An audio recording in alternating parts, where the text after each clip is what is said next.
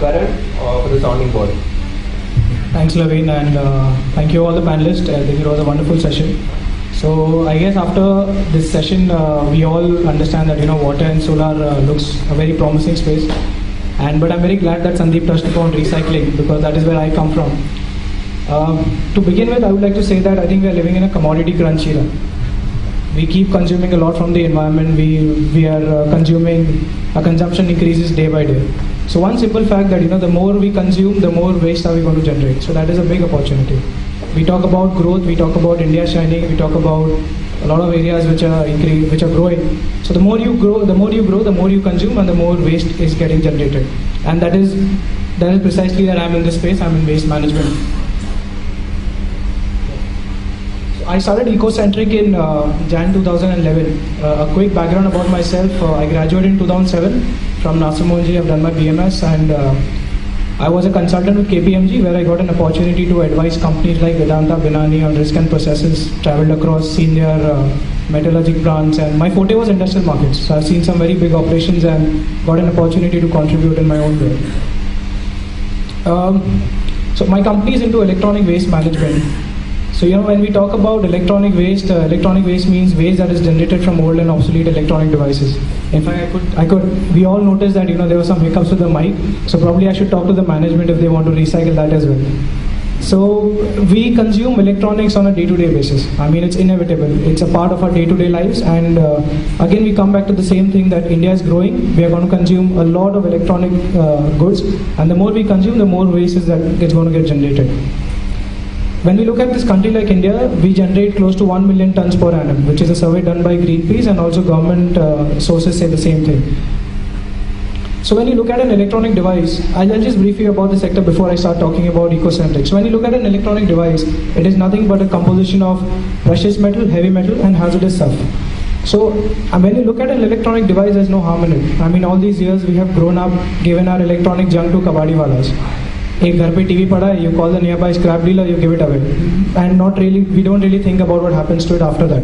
But then electronic goods do contain hazardous substances which has to be taken care of, and hence there's a lot of sensitivity around this topic globally. Basel Convention, which was an international treaty, India has ratified to it, which identifies electronic goods as hazardous, and that's the reason there's a huge potential in this particular area. So when you talk about the Indian scenario, Ministry of Environment and Forest is an old agency which comes up with the rules and regulation on waste management. So they have come up with a draft rule which will become effective May 2012, which is going to make electronic waste recycling mandatory in this country. This is the current scenario in India, which is a big challenge. Like I said, when we have an old electronic device we want to discard, we'll call a kabadi wala, we'll just give it away, not really bothering like what happens to it after that. But unfortunately, the kind of processes that they follow, there are two big effects, there are two big impacts that happen to it. First thing is there's a loss of efficiency.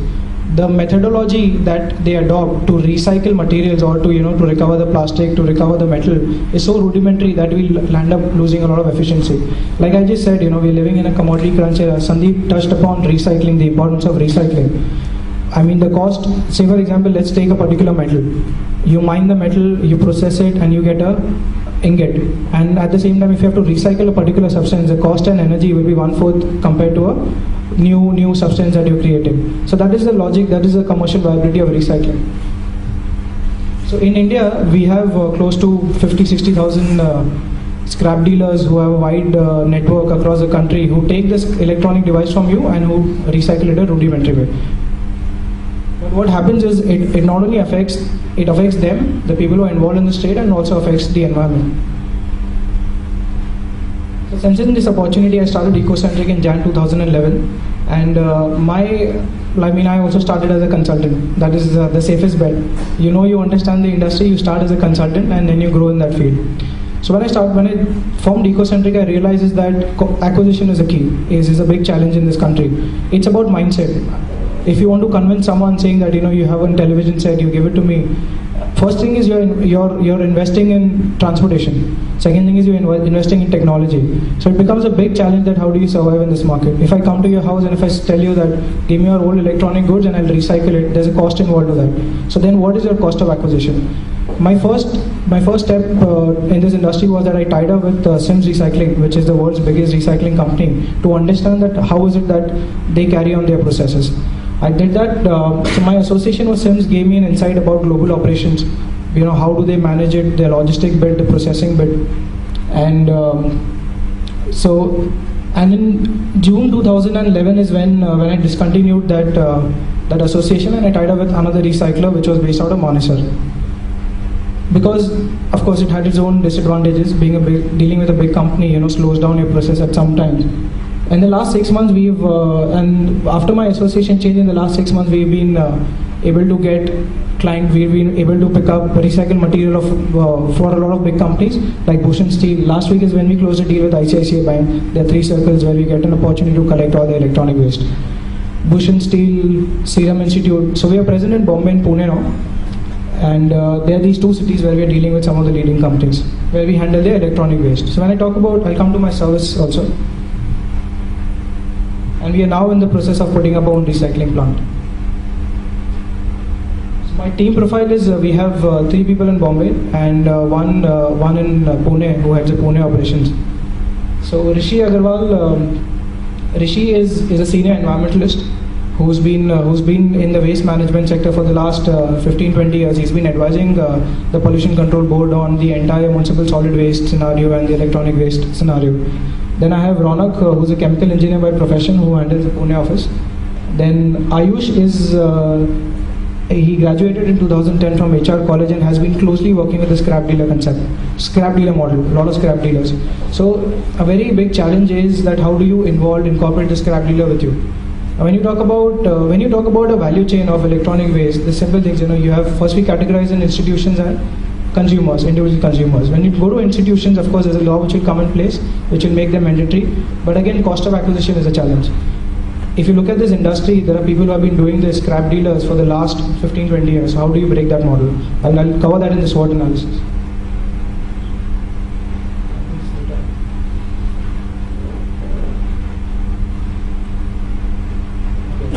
So in terms of, so I did that for a year now. Now that we're setting up our own recycling facility, we have tied up with IIT. We are talking to them. So the commercial viability of electronic waste is when you acquire material, at what cost are you acquiring, what is the transportation cost that you're incurring, and what is the efficiency that you have to recycle the material. When you're competent in all these areas is when this business becomes viable.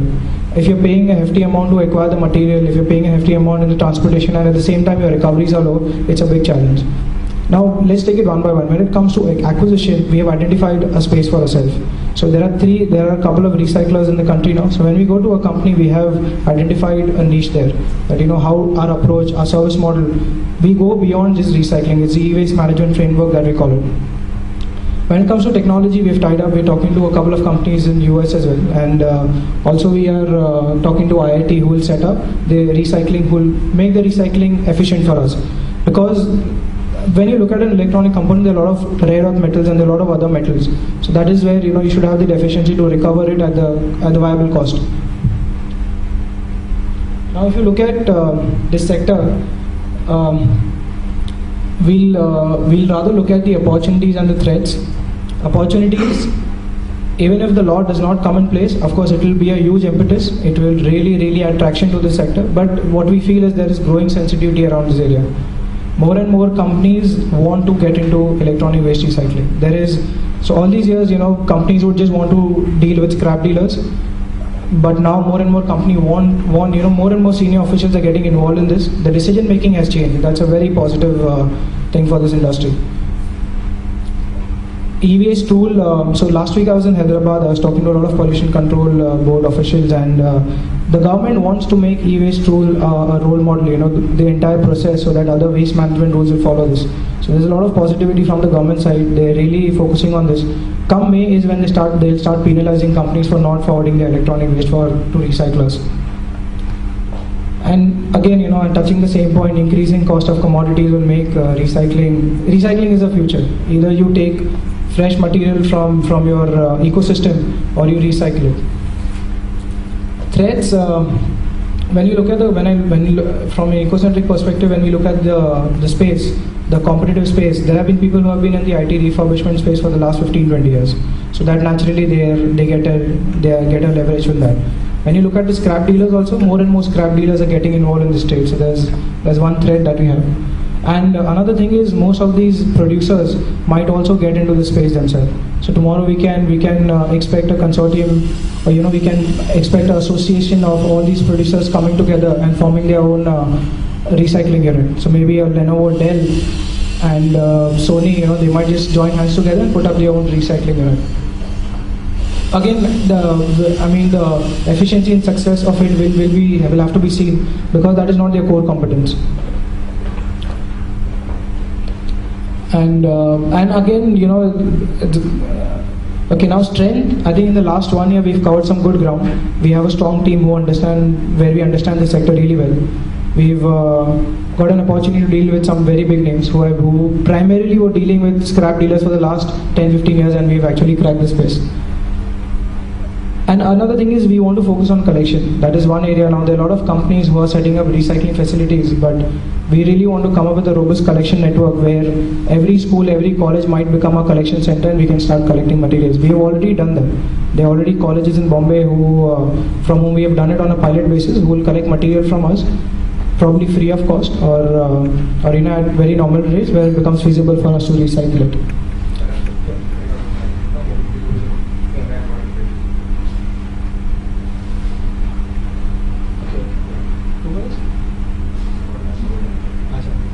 So this is a roadmap. We want to set up our own facility, get a license, and set up a logistic model, set up pan-India network, and have a physical presence by 2013 in the 4 major states where we see a lot of traction. Thank you so much for your time.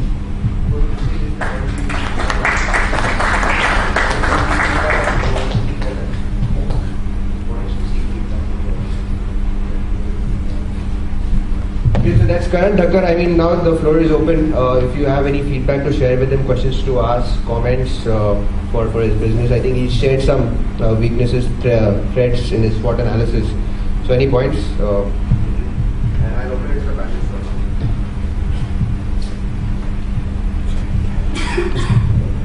You're dealing with electronic waste, so more or less it is desoldering of components.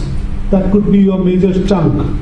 So is it more or less a manual process that you're adopting, or a technologically driven flow soldering or something like that, where you automate the process?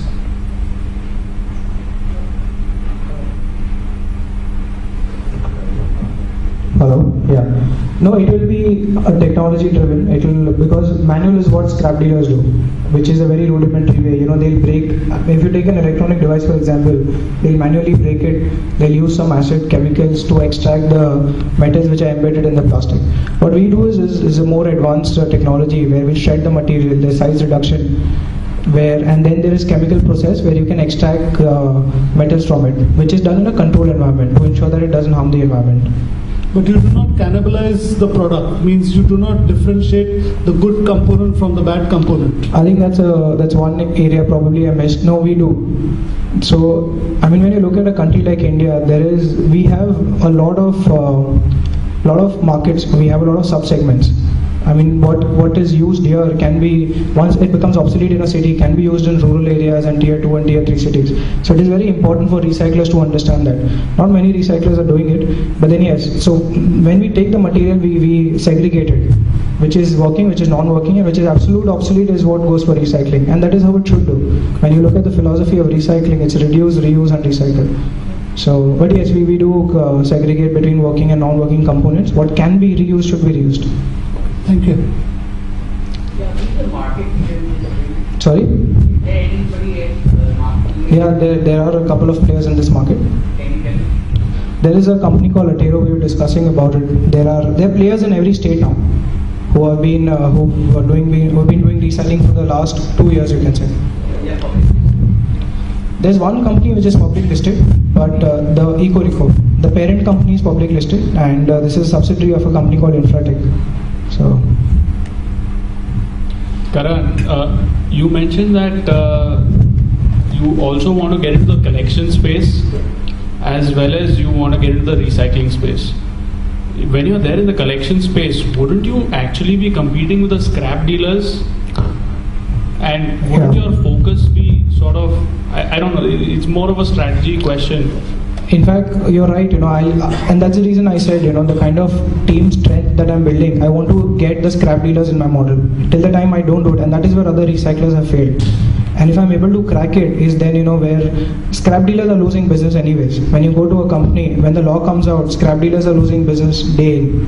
Every time they go to a company, the company tells them that, we want to recycle. If you don't have a certificate, we are not dealing with you. So they anyways losing business, and they're looking at alternatives. So my challenge would be that how do I incorporate the scrap dealers in my collection model? Can I have a collection center where whatever they collect, they can come and what will be an exchange? So that is a model that I'll have to crack. But yes, if I can't, that'll be a big challenge for eco-centric. We'll have to incorporate the scrap dealer model in our collection model. So just one more question. Once you do the recycling, right, who are going to be your clients? Like, who do you sell your products? So let's take a monitor for example. A monitor would have plastic, has glass, and has lead in it. So now it depends to what level a recycler has the capability to refine it. If I can make granules out of plastic, then my end customer will be like a plastic manufacturer. Lead can go to lead consumers, direct consumers or middlemen. Glass again, what is the kind of treatment potential that you have. So right now in India, what happens is companies have a tie-up with other metal extraction companies outside, like a Ubicore and others.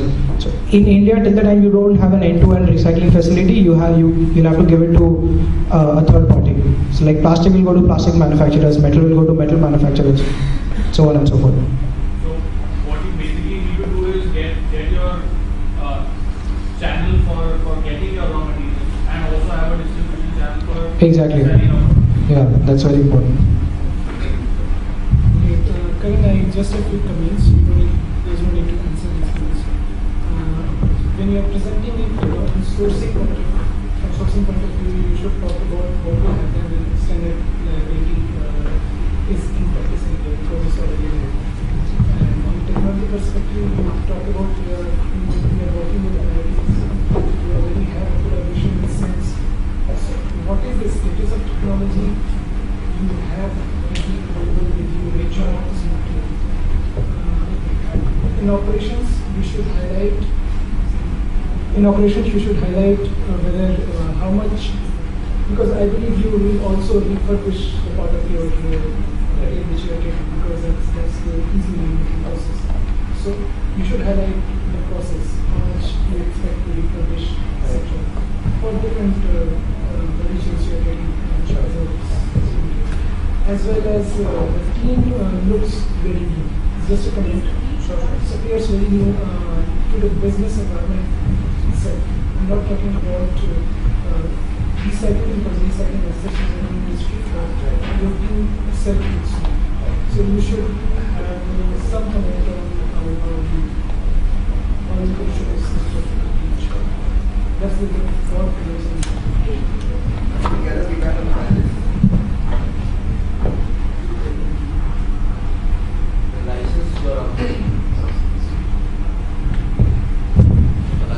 You are looking for from MPCB. This will be valid for all other 4 locations also? Other states? Yeah. What the process says is once you have a license in one particular state, you can put up subsequent dismantling units in anywhere in India on the same license. It becomes much faster, much more easier.